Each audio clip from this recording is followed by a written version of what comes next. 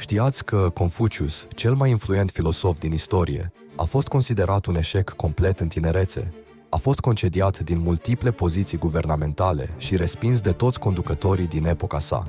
Timp de 14 ani, a rătăcit fără casă între state, trăind în sărăcie și încercând să-și promoveze ideile. Contemporanii îl luau în râs, iar unii conducători l-au amenințat cu moartea pentru filozofiile sale politice. Ca ministru al justiției, reformele sale au fost respinse complet. A eșuat și ca diplomat. La 50 de ani, era un profesor ambulant, fără bani, dormind pe unde apuca. Cercetările moderne arată că eșecurile timpurii dezvoltă înțelepciunea profundă. Confucius nu a fost diferit. Cele mai mari învățături ale sale au venit din aceste eșecuri. Ironia? Filozofia sa a câștigat recunoaștere abia cu secole după moartea sa.